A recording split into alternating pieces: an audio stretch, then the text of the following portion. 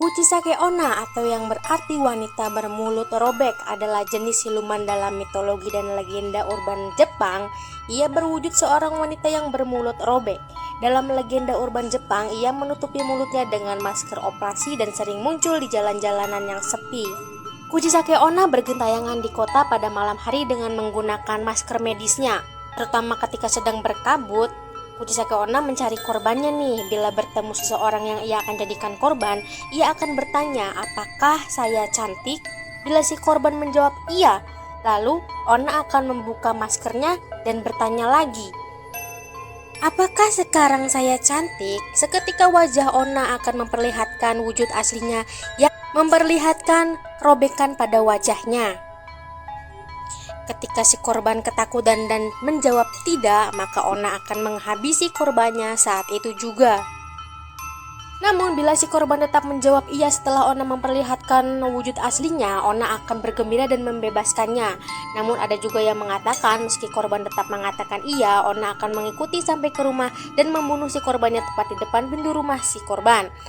Bila korbannya wanita, Onna akan merobek mulut korbannya hingga serupa dengannya. Tetapi bila korbannya anak-anak, ia akan memakannya. Teror hantu Onna ini sangat menggegerkan pada tahun 1970-an di Jepang.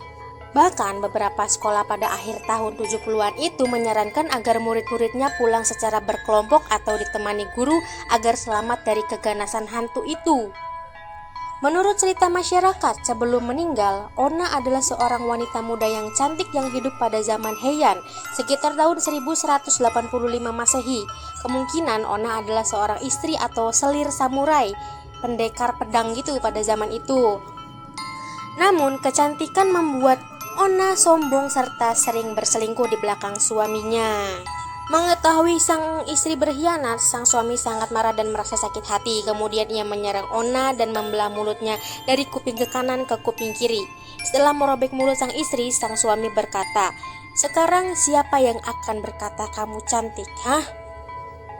Nah, setelah meninggal, Onna dikisahkan menjadi hantu si mulut robek dari Jepang dengan dendam di hatinya.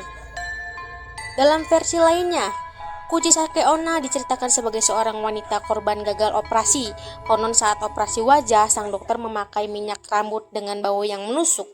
Bau itu sangat mengganggu Onna dan membuatnya tidak bisa tenang, sehingga sang dokter secara tidak sengaja memotong mulutnya hingga robek.